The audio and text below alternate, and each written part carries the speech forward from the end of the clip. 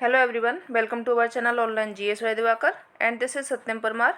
तो ये हमारा एनवायरनमेंट एंड करेंट अफेयर्स का सेशन चल रहा है। इसमें आज हम डिस्कस करेंगे एनवायरनमेंट के कुछ फैक्ट्स, और इसमें वो फैक्ट्स भी शामिल रहेंगे जो कि अभी हाल ही में जो एग्ज़ाम्स हुए हैं, जैसे कि उत्तराखंड पीसीएस हुआ या फिर अन्य कोई एग्ज़ाम हुए जिसमें ये फैक्ट्स पूछे गए हैं और आगे भी ये पूछे जा सकते हैं। इनको आज हम देखेंगे। इसे देखने से पहले आप हमारा ऐप डाउनलोड करना चाहते हैं तो ऐप डाउनलोड कर सकते हैं। GSY दिवाकर सर नाम से प्ले स्टोर से जा करके आप इसको डाउनलोड कर सकते हैं। अगर आपको व्हाट्सएप ग्रुप से ज्वाइन होना है तो व्हाट्सएप ग्रुप के लिए आप इस नंबर से मैसेज कर सकते हैं, वहाँ से आपको व्हाट्सएप ग्रुप में ज्वाइन कर लिया जाएगा। ठीक है, चलिए शुरू करते हैं आज का सेशन। दो जैविक समुदायों के बीच का संक्रमण क्षेत्र क्या कहलाता है? ये कहलाता है आपका इकोटोन। और ये जो क्वेश्चन पूछा गया है ये आपका कहाँ पे पूछा गया है? उत्तराखंड पीसीएस जो 2022 हाल ही में जो परीक्षा हुई है ना, उसमें ये आपका क्वेश्चन पूछा गया है। ठीक है, उत्तराखंड में मैती आंदोलन के जनक कौन है? मैती आंदोलन कहाँ का? ये उत्तराखंड का है और इसके जनक कौन है? कल्याण सिंह रावत। ये भी आपका अभी जो पीसीएस का एग्जाम्स हुआ है उसमें पूछा गया है। उत्तराखंड में डॉपलर वेदर रडार स्थापित किया गया है। ये कहाँ पे किया गया है? ये आपका मुक्तेश्वर में स्थापित किया गया है। भारत में वन अनुसंधान संस्थान की स्थापना ये कब हुई थी? तो ये हुई थी कहाँ पे? वर्ष 1906 में हुई थी। भारत में वन अनुसंधान संस्थान की स्थापना हुई थी। और देखते हैं, चलिए, ये आपके सभी वो वाले क्वेश्चन चल रहे हैं जो अभी पूछे गए हैं उत्तराखंड पीसीएस में। केदारनाथ वन्यजीव अभ्यारण्य किस जंतु के लिए संरक्षण के लिए है? तो ये आपका कौन सा जंतु है वहाँ पे पाया जाता है? ये आपका हिमालय कस्तूरी मृग वहाँ पे देखने को मिलता है, उसके लिए ये प्रसिद्ध है। उत्तराखंड का राजकीय वृक्ष कौन सा है? तो वो है आपका बुरांस। कौन सा है ये? बुरांस उत्तराखंड का राजकीय वृक्ष है। अन्नपूर्णा पर्वत पर चढ़ने वाली प्रथम भारतीय महिला कौन है? तो उनका नाम है प्रियंका मोहिते। विश्व ओजोन दिवस कब मनाया जाता है? ये आपका मनाया जाता है 16 सितंबर को। चलिए और देखते हैं। जीवाश्म ईंधन के बाद भारतवर्ष की ऊर्जा आवश्यकताओं की आपूर्ति के लिए दूसरा सबसे महत्वपूर्ण स्रोत कौन सा है? तो वो है आपका कौन सा? सौर ऊर्जा है। ये कहाँ पे पूछा गया था? आपको जो आरओ का एग्जाम हुआ था 2021 का, उसमें ये पूछा गया है। नदी का जल प्रदूषण नापा जाता है, किसमें नापा जाता है? ये जल में घुली जो ऑक्सीजन की मात्रा होती है उसमें ये नापा जाता है। BOD करके जो होता है उसमें नापा जाता है। ये भी आपका आरओ 2021 में जो एग्जाम हुआ था उसमें पूछा गया था। हाइड्रोजन सल्फाइड प्रदूषण का मुख्य स्रोत क्या है? ये है आपका मुख्य स्रोत है सड़ते हुए वनस्पति एवं पशु पदार्थ होते हैं, ये सबसे मुख्य स्रोत हो जाएगा। तुलसी के पौधे का औषधीय महत्व किसकी उपस्थिति के कारण होता है? उसमें क्या उपस्थित होता है जिससे कि वो औषधीय महत्व उसका सबसे अधिक होता है? तो वो उसमें होता है फिनॉल एवं फ्लेवोनाइड्स। ये इसके कारण क्या होता है? तुलसी औषधीय रूप से काफ़ी लाभदायक होती है। चलिए और देखते हैं। सभी आवश्यक अमीनो अम्लों का सर्वोत्तम स्रोत कौन सा है? तो वो है आपका अंडा। ये पूछा गया है आरओ 2021 में ही। वन संरक्षण अधिनियम कब आया था? तो ये आया था आपका 1980 में। पर्यावरण संरक्षण अधिनियम कब आया था? ये आपका आया था 1986 में। ठीक है। वायु प्रदूषण निवारण एवं नियंत्रण अधिनियम आया था कब? आया था 1921 में। देखिए, हमने आपको ये पहले के सभी कराए जा चुके हैं, पर हम आपको ये बता रहे हैं कि अभी सब ये एग्जाम्स में आए हैं तो ये काफ़ी इम्पोर्टेंट है। ये देखो, ये वाला तो आपका आरओ 1981 प्रदूषण निवारण एवं नियंत्रण अधिनियम आरओ 2021 में भी पूछा गया है एवं उत्तराखंड पीसीएस 2022 में भी पूछा गया है। ठीक है। जल प्रदूषण नियंत्रण अधिनियम ये कब आया था? ये 1974 में आया था। जल प्रदूषण निवारण एवं नियंत्रण अधिनियम ये कब आया था? 1974 में। 1987 में ये 97 में रिवाइज हुआ था। और देखते हैं। मकड़ियों द्वारा उत्पादित रेशम कहलाता है वो कौन सा रेशम होता है जो मकड़ियों से बनता है? वो होता है आपका गोशामन रेशम। वाणिज्यिक ऊर्जा किससे मिलती है? वाणिज्यिक ऊर्जा मिलती है तेल से और गैस से। गैर वाणिज्यिक ऊर्जा कहाँ से मिलती है? वो मिलती है आपके जानवरों के गोबर से। जो गोबर गैस वगैरह जो बनती है ये बनती है कैसे? जानवरों के गोबर से। ये कैसी होती है? वाणिज्यिक ऊर्जा, गैर वाणिज्यिक ऊर्जा। गैर पारंपरिक ऊर्जा मिलती है, ये आपको मिलती है सौर ऊर्जा से। कहाँ से मिलती है गैर पारंपरिक ऊर्जा? सौर ऊर्जा से। ज्वारीय ऊर्जा को विद्युत ऊर्जा में रूपांतरित किया जाता है किसके द्वारा इसको रूपांतरित किया जाता है, तो वो किया जाता है आपका टरबाइनों के द्वारा। प्राथमिक ऊर्जा क्या होती है उसके बारे में देख लेते हैं। प्राथमिक ऊर्जा होती है कोई भी ऊर्जा है जो प्राथमिक रूप से मौजूद है, इसे मानव द्वारा दूसरे रूप में संशोधित नहीं किया जा सकता। ठीक है, जो मानव होता है वो इसमें चेंज नहीं कर सकता है। प्राथमिक ऊर्जा संसाधनों के उदाहरणों में नवीकरणीय संसाधन जैसे क्या क्या हो जाएगा इसमें, उसमें हो गया आपका पवन, हो गया सौर ऊर्जा हो जाएगा। गैर नवीकरणीय में कौन से आ जाएंगे, जीवाश्म ईंधन शामिल हो जाएंगे इसमें, जो फोसिल फ्यूल्स होते हैं। इनसे आपकी क्या मिलती है, प्राथमिक ऊर्जा मिलती है। जब प्राथमिक ऊर्जा संसाधनों को एक बिजली संयंत्र या अन्य सुविधा में संसाधित किया जाता है तो यह वाहक या द्वितीयक ऊर्जा के रूप में बदल दिए जाते हैं। जब इनको क्या होता है, जो प्राथमिक ऊर्जा होती हैं इनसे जब बिजली बनाई जाती है, जैसे हम सोलर प्लांट्स लगा लेते हैं तो इनसे क्या बिजली निर्माण होता है, तो इसको ये द्वितीय ऊर्जा के स्रोत में बदल जाते हैं, द्वितीयक ऊर्जा हो जाती है। इसमें ईंधन और विद्युत ऊर्जा शामिल है। क्या क्या शामिल हो जाएगी इसमें, ईंधन और जो विद्युत ऊर्जा है वो शामिल हो जाएगी। तो ये प्राथमिक ऊर्जा होती क्या है, ये पूछा गया था आपका किसमें, RO 2021 में जो एग्जाम हुआ था उसमें आपका ये पूछा गया था। ठीक है, चलिए नेक्स्ट देखते हैं। काशी लालमा एक किस्म है, काशी लालमा काय की किस्म है ये आपको भिंडी की एक किस्म देखने को मिलेगी काशी लालमा के नाम से। सरसों में तेल की मात्रा बढ़ाने में उपयोग है, किसका है ये, अगर सरसों है उसमें तेल की मात्रा हम बढ़ाना चाहते हैं तो किसका उपयोग कर सकेंगे जिससे कि तेल का मात्रा अधिक हो जाए, तो उसमें आप सल्फर का उपयोग करेंगे तो तेल की मात्रा बढ़ जाएगी। नाइजर राम तिल में की फसल में बीजों के तेल की मात्रा 37 कितनी होती है, 37 से 47% की होती है। ठीक है, नेक्स्ट।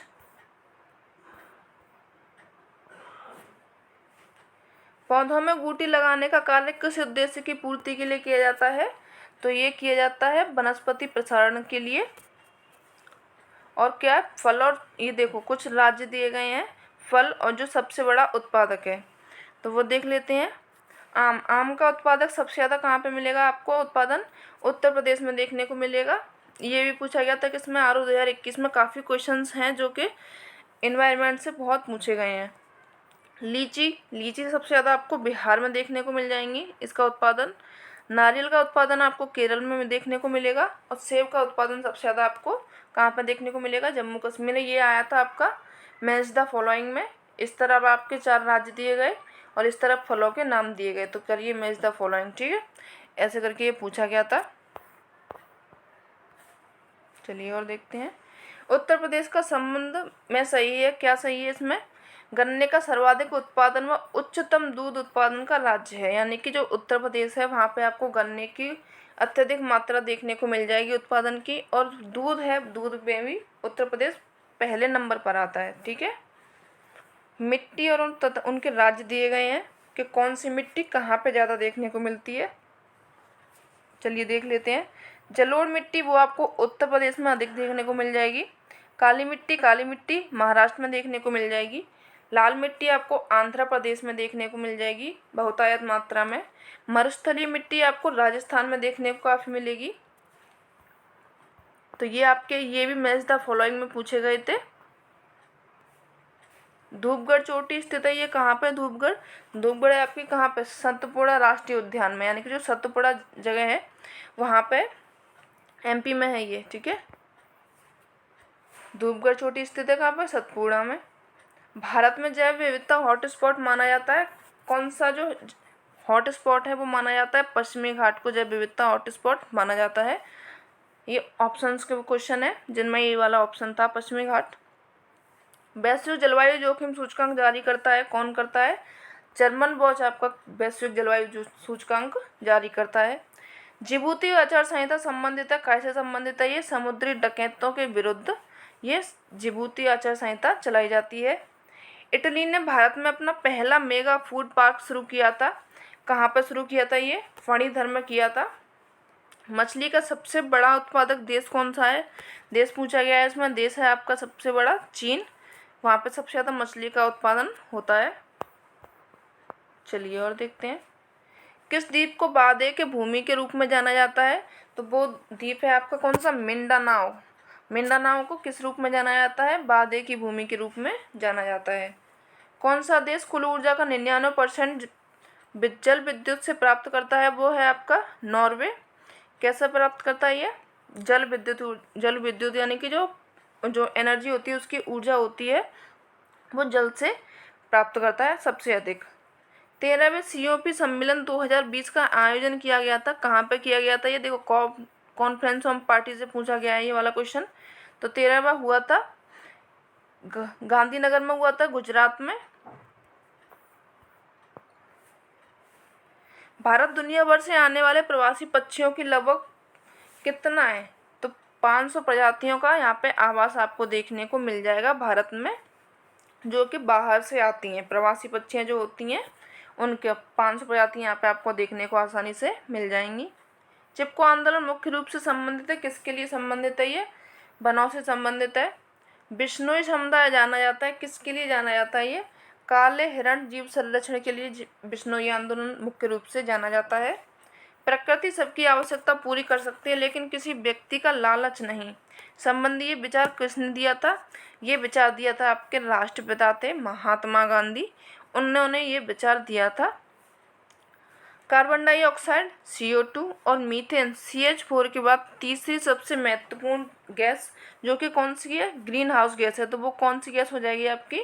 वो हो जाएगी नाइट्रोजन डाइऑक्साइड, N2O गैस आपकी 3rd नंबर पर इम्पोर्टेंट गैस हो जाएगी।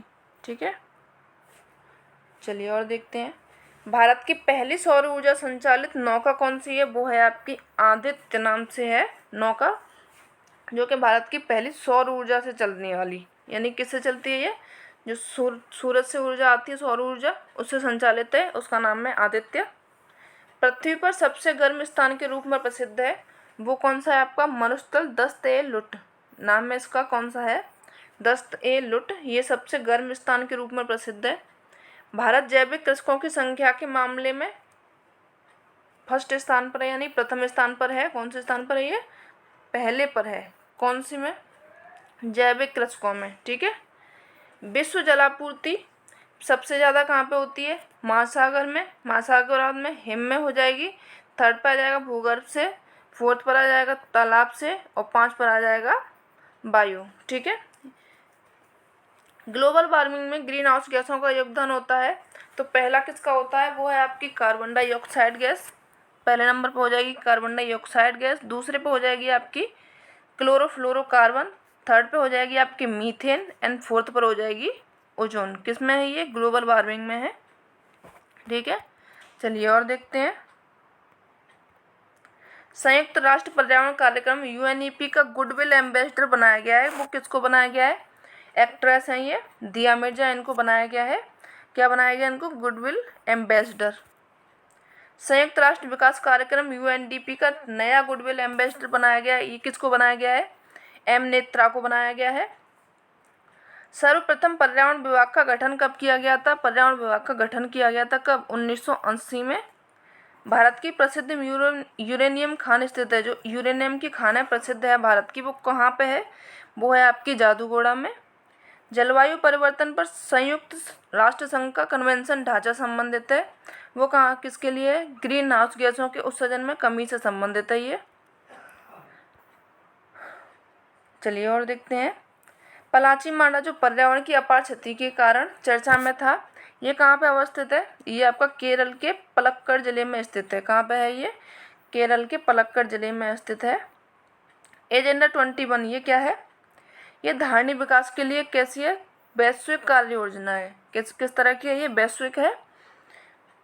पिन वैली राष्ट्रीय अभ्यारण्य स्थित है, ये कहाँ पे? पिन वैली आपका हिमाचल प्रदेश के लाहौल एवं स्पीति जिले में है। कहाँ पे ये? अगर आप इनको भी पूछ लिया जाता है वैसे तो हिमाचल मेन हो जाएगा। हिमाचल में जगह है लाहौल एवं स्पीति, वहाँ पे आपको देखने को मिल जाएगा पिन वैली राष्ट्रीय अभ्यारण्य। महुआ अंडर अभ्यारण्य स्थित है, ये कहाँ पे है आपका? झारखंड के लातेहार जिले में है। कौन से में है? जिले में, लातेहार जिले में। पर्यावरण की रक्षा करना प्रत्येक नागरिक का कर्तव्य है। क्या है ये? कर्तव्य। ठीक है, इस तरह के भी क्वेश्चन पूछे जाते हैं जो काफ़ी कॉमन होते हैं। पर्यावरण संरक्षण कानून की समीक्षा हेतु गठित समिति है, वो कौन सी समिति है पर्यावरण संरक्षण के लिए? सुब्रमण्यम समिति आपके पर्यावरण संरक्षण के लिए है। National green tribunal NGT Bharat सरकार द्वारा स्थापित किया गया था। ये कब स्थापित किया गया है? 2010 में ये स्थापित किया गया है। किस देश में अपने कुल भौगोलिक क्षेत्र के 70% भाग पर वन बनाए गए हैं रखने का संवैधानिक प्रावधान है? तो वो कौन सा देश है?